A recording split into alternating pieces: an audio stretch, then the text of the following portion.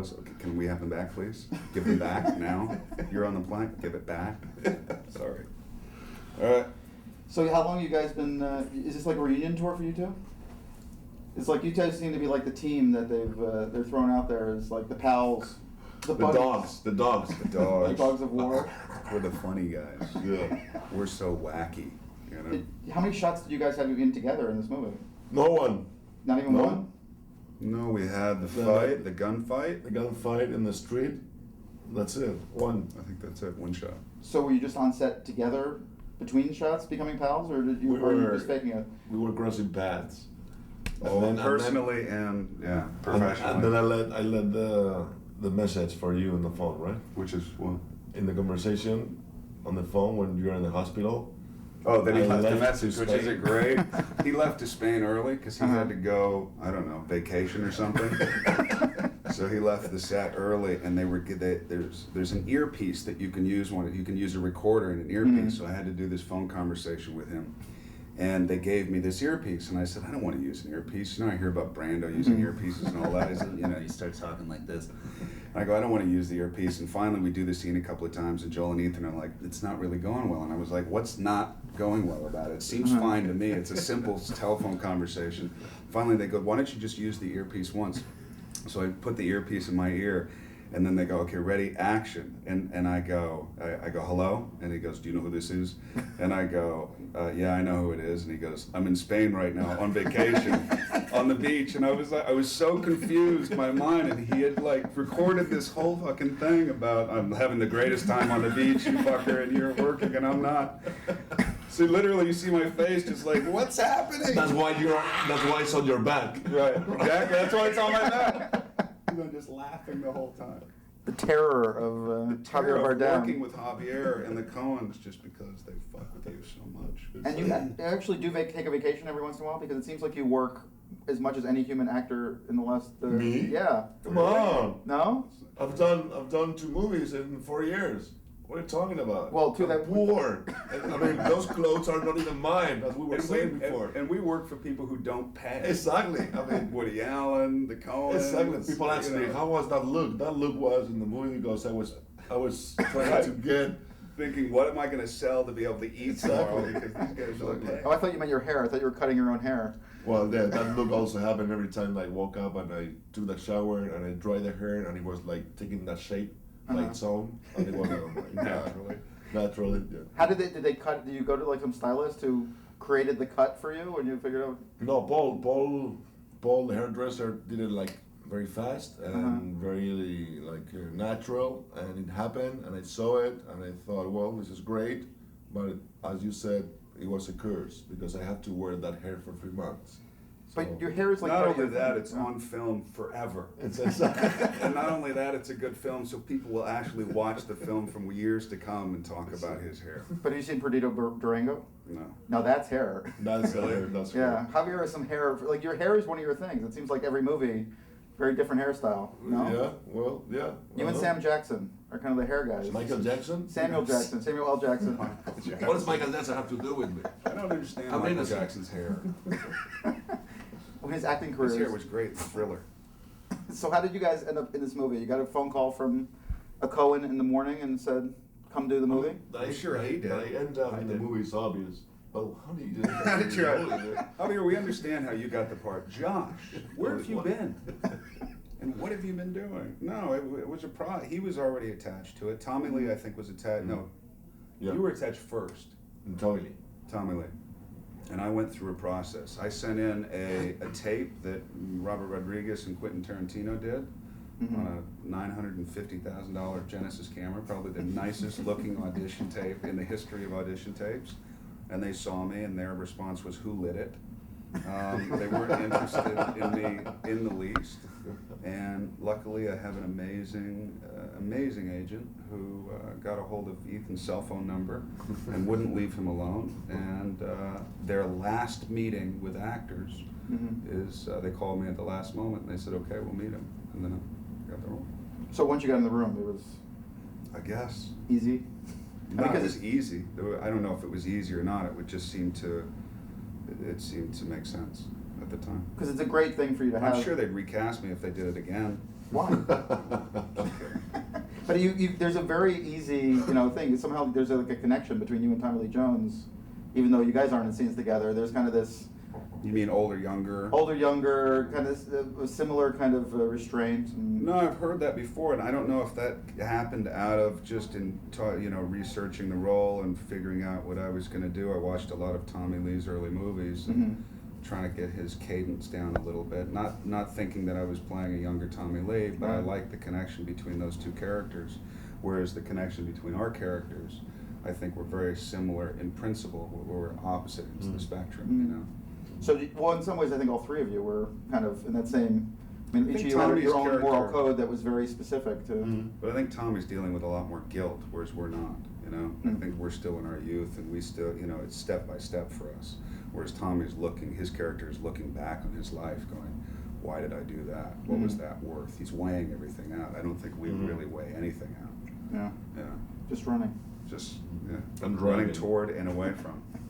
So did you have to kind of decide to? How did you decide to build your character? Your character is actually fairly restrained, considering how broad the character, some of the actions are. How did you pull that? What decisions did you make in the process? I don't know. I guess it was all about what the book said and what the people and the characters, how they react to Chigurh and what they were talking, what they were saying about him. But at the end, it was I tried to do somebody that is emotionally disattached to people's feelings and even his own feelings, and try to not put much of an emotion in there, and try to be blank in a way. But that's what they wanted, the Coens. So did they give you guys a lot of direction in terms of your acting, or? And yet it's Well, interesting, if you look at his character, as emotionless and detached as he played his character, there's always something human to it, which is, to me, I don't know if that's just because he's Javier and he can't help but be, Emotional. Spanish and emotional.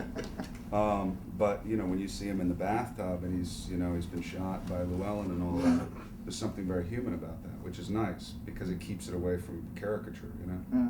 Well, I think it's actually your eyes, and you're always, it's always something going on in there. It's why the See Inside works so well as well. Is that you don't need a lot of movement. You didn't like that so much? No, I love that. It's kind of a chick flick. Is that what you're saying? I don't like that movie. Before Night Falls, I didn't understand. I didn't understand any word he said. But I thought he was good in No Country. So when you go work with the Coens, it's kind of like they're the men, the mystery. They're one step removed from the Wachowskis in terms of being disappearing artists when they make their movies. They got you guys out here doing everything, but they're doing almost no press. So what's it like to go on that set, and is it a surprise? Does it work the way you expect it to, or are they like other directors? I was amazed by the fact that they never had a fight with each other. Ever. Like, they always agreed, right? Right. With each other. There's no black and white there. It's like they interact with each other in an amazing, really perfect way. And It's almost strange. Yeah. I mean, it really is. It almost doesn't make sense where it's not like they would finish each other's sentences. It wasn't that connected. They're obviously very separate in personality and demeanor, but at the same time, I don't think there was ever a disagreement. It was like, either it had been planned so perfectly before, but that's not, because there were so many obstacles that came up that we dealt with, or questions that we had. I don't know, it's kind of supernatural. When they direct you, do they direct you scene by scene? Each one does a different scene, or do they each come to you and whisper things in your ear when you? well, the violent scenes, in my experience, the violent scenes is about Joel. The sex hard scenes is about Ethan. It's about you. He's- Because he's- Ethan's such a sexy guy. Yeah. Oh my God. No, both of them were directing, no? We're going and Equally. equally. And what's it like being out there for month after month in the desert, or were you there a relatively short time? You actually. No, I was there for 3 months. That was my curse. What's his Because curse? you are working like 1-2 days per week, Right. and then the rest of the time people is working, and you are walking the streets of places that you don't know and you don't belong to with that haircut, and you go, what the hell am I doing here? And then they call you, we have to do one shot. You go there, you kill somebody, you go back to the hotel, you go, And what wait. the hell am I doing here? And you don't know what the rest of the cast is doing. You don't know what the rest of the movie looks like or is going to. So it was quite an experience for me to really. It was, I think, an exercise of really trust, totally trust that you are doing something that is in control of the Coen brothers, and they're going to put it together in a great way or whatever. But there was a moment where I lost it. I said, I don't know what I'm doing here. So this is part of America. You're probably not going to hang out and. No, I mean, I love the landscape, and he helped me a great deal to really love the landscape. He took me to a river once. That was fun. I got the picture. He took me to a river. He got naked. He jumped into the water. I was there with my umbrella because I could not take sun. And then there was a snake in the water. I was like freaking out like a lady. Like, oh my God, there's a snake there! And he was naked. The snake was here, and he grabbed it with a hand. And I said, "That's the man. He's a man. He's a man. Why the hell am I doing sugar if he's the man?" Right. Is it true or not? It was true. It was true. I was in my underwear. I wasn't completely naked. Oh my first God, of that's all. not. I was that's in my imagination. cowboy hat and I was in my underwear, and the snake came and I picked up the snake, and he was so funny, man. He was like, "No, don't pick up the snake, you'll die." Like, no, look, it's okay. We had a good time together, though, man. We had a really good time. But yeah, he went into a depression at one point because he was like, he had SPF fucking 500 on his face constantly, had white face all the time. He got the haircut. You know, he's like, what? Like, why? Why? It's like torture. So we take him out and get him drunk and have fun. Exactly. And we went to the Cowgirl, which is a bar. Went to the Cowgirl Bar a lot. Which in is Santa the Fe. capital of Lesbian capital of the world. capital of the world. And, Which wasn't obviously good for him. Exactly. And that was it. Yeah. We ate burgers. We ate burgers. He ate a lot of I ate burgers. a lot of burgers He got because big. I thought the character has to be fat. Right. Yeah, right. Yeah, I know. It's I just say totally nothing to- self-justified. I think this character has to be fat. Why? Just because I think he has to be. Because I'm freaking hungry. Because I like cheese and fries. I'm hungry. That's it. Yeah. Yeah. So making a movie is not necessarily, this is one of those classic examples where the movie we see is nothing like the experience you guys are having making the movie. Exactly. No, we had a good time, man. I mean, you have to compensate with a movie that's this, dense. Mm-hmm. You have to compensate in some way. I mean, you can't stay in it the whole time. You know, you lose something in yourself, and you can't sustain it, and it ends up working against you. So with this, and working with the Coens is great because there's not a lot of ego there. There's not a lot of bowing and kowtowing and all that. So it becomes about the work, and it becomes about having a good experience. So can you tell when you're making it what it's going to turn out like in a movie like this? I No. mean, That's what I was saying before. I didn't have any idea what it was going to look like or what the other actors were doing. And it's important because in a way we are all isolated from each other. Right. Even if we are chasing each other, we don't know what the other person is doing. Right. But as an actor, you want to belong to the same project, and sometimes you feel like you are doing your movie and he's doing his movie, Right. and you know what's going to look like. And when I saw it, I thought, well, everything is perfectly put together. No? Right. Yeah. and so how is it when you get your first audience reaction to a movie like this? Well, we saw it together alone. Hmm. We saw it with a couple of people and friends and all that, and Mhm. so that was a little jarring because there was no reaction. Mhm. But when we saw it in Cannes, I think we were pleased. I think last night though we were the most pleased. I think because Because you went people crazy? got. It's not that people went crazy because in Cannes they were really, but there's a thing with the Coens in Cannes and this and the idolatry and 10-minute standing ovation that's uncomfortable and all that, whereas this seemed to be. They understood the absurdity of it. They understood the humor of it. Yet they were still caught up in the tragedy of it all. They just really seemed immersed and involved, and they really got it last night.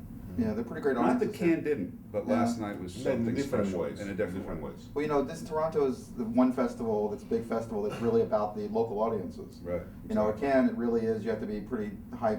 In order to get money into to get the into film, the theater. yeah, exactly. Here, it's they sell 350,000 tickets to the locals Oh, do they for the really? festival every year. Yeah. Oh, see, I didn't even know that. And I mean, Sundance the same kind of way. You don't get in unless you're really have a Right. pass and whatever. But here, Right, it's right, actually right, the locals who are filling right. that theater. Right. So you get a very different vibe. Which is nice. So basically, this is Yeah. a real reaction when Yeah. when the film gets released, and if that's the reaction of the people watching this film, that's That's good. great. That Yeah. was great. That's a great thing. Well, did when people start talking about Academy Awards and about the movie being Best Picture and about because they're definitely, Javier is, Oscar bait every time he steps on the set these days. Yeah. Everybody's kind of waiting for that. You hear that? It's Yeah. true. Well, you That's know, Your mouth to God's ears. but That's right. but you're getting just as much buzz in this picture. I mean, you're getting a great deal of buzz in this picture for your I performance. think it's wonderful. I think whatever gets people to see the movie is great, and I think, you know, it's like what we were talking about. When you're doing the film, you don't know how the film's going to turn out. Now the film has come out, you don't know how it's going to be, the response is going to be. The response so far has been amazing. Whatever awards or accolades that come out of that is, you know, that's all icing on the cake.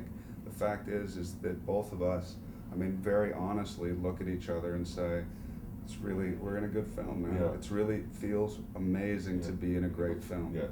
Does it Yes. change? I mean, the Coen brothers famously, their films are very different, you know, as you watch them a second time, a third time, a fourth time, a fifth time. You guys have had a chance to do that, where most of us haven't. Has it changed for you each time you watched it? It gets better.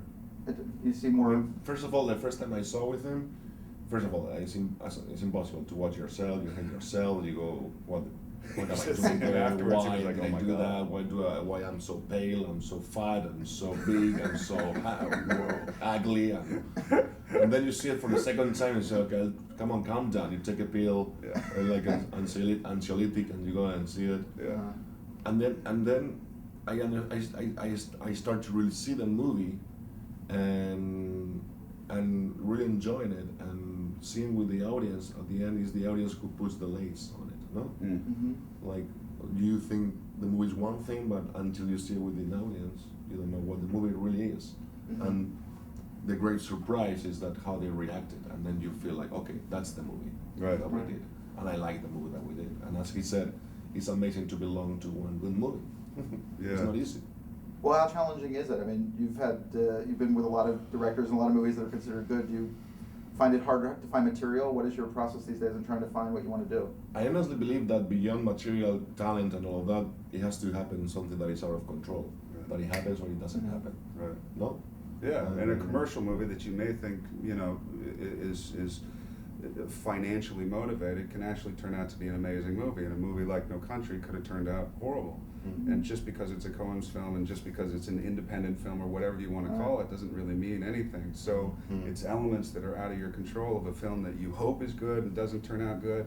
Or, you know, I mean, to me, if there's obviously has to be a hook there, and I think he and I are similar in that way, that we like to play characters that are a little. So is that it? What's on the different. page first, or is it the director sitting down with the director and seeing that he can give you that room to work, It's a or bit of both, you know. Mm-hmm. Yeah. so you don't have with one or the other it works and the other one doesn't, then you're not so much interested in doing I think it? both of us, opposed to what you said in the beginning, I think both of us don't feel the need to work all the time just to work.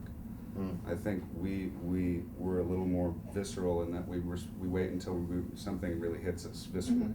You know what I mean? When the story goes like that, and maybe the director's a first-time director. Well, who cares? If the story's great and you like the guy and all the elements seem to be in place, it's great. And then you go with it and you hope it turns out. Mhm. You know, the thing about this movie is, you know, who knew, man? Who knew? And then you So- watch it and you go, oh, thank you, God. Yes. Thank you, it turned out okay. You know? Would you want to play different kinds of roles? I mean, do you want to have? I mean, again, you know, you kind of have this stoic thing, this internal. You know, you feel stoic. You're a leading man kind of guy. Yeah, but I also played a gay FBI agent. I mean, you Right. know. And you were great in that. by the way. Word. Thank you. A movie In called Flirting with Disaster. David O. Russell. On the movie. DVD. I'll send you the DVD. I didn't And get you the should- approval from Javier. You played gay? I did too! We're like the same. And how was David O. Russell compared to the Coen brothers? David was amazing, man. He's an amazing filmmaker. I didn't keep in touch with him so much, but he was great on that set. I Yeah. heard that he kind of, but I don't want to talk bad about anybody. Yeah. I really appreciate him as a filmmaker. I thought Three Kings was amazing. I thought Flirting was great. The Three Kings is the same director. Same guy. That was a great Yeah. It was a movie. great movie. You know? No, he does great work. It's just it's funny how when like things happen on the set. Whatever, we're man. talking You know and what? talking and Because of talking. YouTube and all that, not to go Yeah. off on a whole tangent, but then you see YouTube and what happens on the set. What happens on the set should stay on the set. It shouldn't be on YouTube. Mhm. And sometimes that needs to happen in order to spark something interesting in the performance. Mhm. You know, for us, it was just incredible in silence. So it was like, Jesus Christ, somebody do something here because nobody's saying anything. Whereas Mhm. David is different. David likes to mix it up. David likes to do it a different way. So do you I think? don't think that should be for public consumption. Well, should process be public at all? I mean, this is one of the things I've been fighting with the internet. I'm on the internet, but yet I, test screening reviews and script reviews and all this stuff. I always think, kind of gets in the way of the movie ultimately I because think so. the movie is what it is. There's no. Let the movie speak for itself. Yeah. And then personally, we got to talk about things or whatever, and we tell stories and all that. But the whole point is not so you can get to know us better, but so you go see the movie, because that's the Yeah. point. It's about the movie. Yeah. So is Javier going to get you a role in 9? As, Yeah. Mm-hmm. Yeah. a singing. I'll be playing his girlfriend. Yeah. one of 8 girl, One right? of 8 and a his half 8 girlfriends. girlfriends. Are you excited about that? Well, I don't know if it's gonna happen or not. Actually. Oh, I mean, okay. it's. I'm sure that Rob Marshall, which I had the chance to meet, he's gonna do a great job. I mean, there's no doubt about it, and that is a great material. But there are some things going on that I have to see if Right. I am, I would say, the right actor to play that. How's your singing? Very He's good. got a good I'm not gonna voice. sing now. Yeah, would you I'm sing not for going us? to sing. He's got a good But voice, I'm though. an man. amazing singer. Does he? I mean, it's amazing. Did you guys sing around the campfire together? Yeah, with the That just guitar sounds awful, naked doesn't it? when we. I mean, so far I haven't killed anybody when I open my mouth.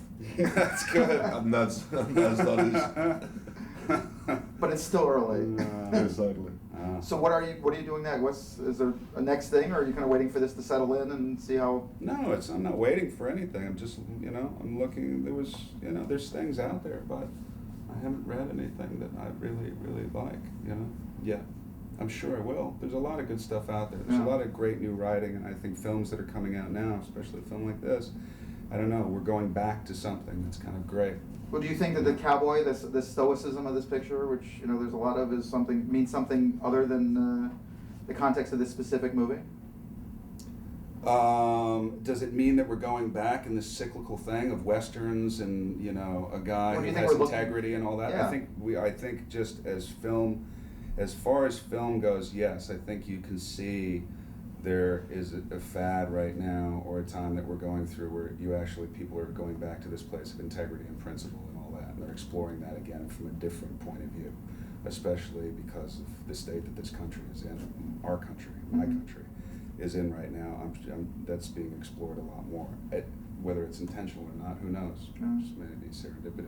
Well, it's interesting in this case that it's kind of like 3 different characters exploring those issues for themselves separately. Exactly.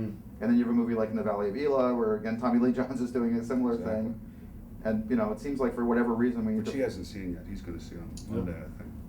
Yeah, it almost seems like we need to fly back into that and try to figure out what men are again. Which is great, which Yeah. is really wonderful to go back and explore something essential. It seems like time. Yeah. Finally. So I guess we're not going to sing. No, I'm not. But thanks for asking. So if the morning comes in a couple months and you get the call from the Academy Awards, you get the call that you've been nominated. What's that?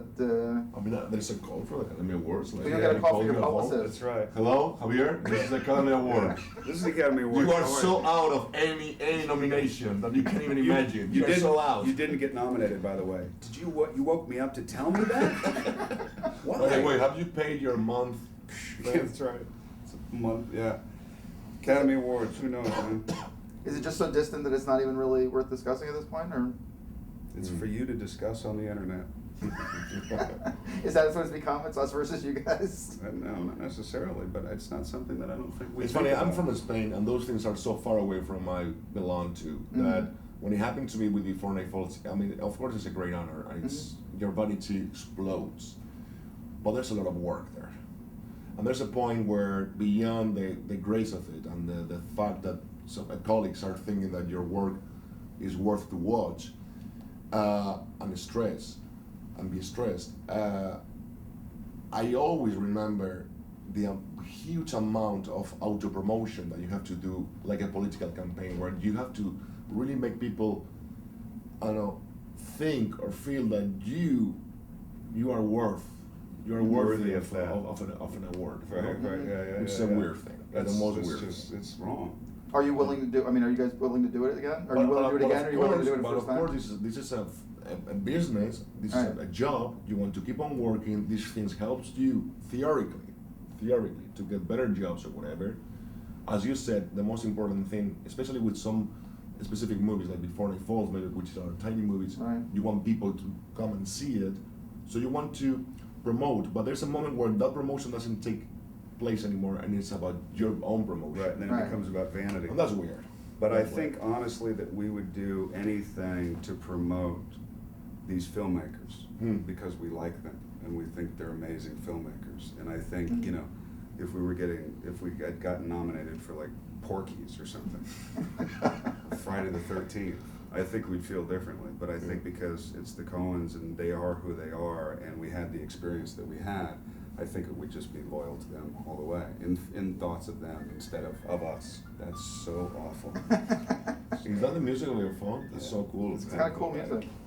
And you didn't answer it, which is so not LA. Sorry, I apologize. I feel like Woody Harrelson right Exactly. now. But you're not smoking a doobie, so No, I'm not sure I if you're like won't say 12. anything about that. I don't think Woody smokes. You don't think Woody smokes? No. No, he No, doesn't. he doesn't. He's never smoked again? No. I don't think so. Not Not gonna that I've happen. ever seen. Okay. Well, I don't know where to go from there. I think we should stop there. That pretty much kills the I whole think we thing. stop there. Once Woody Harrelson has stopped smoking, you know, we're in trouble. Woody Allen smokes a lot. That I know. Well, that's how he gets the young chicks. That's the trick. Thank you guys very much Thank for you your very help. much. Thank Appreciate you. it. I appreciate it.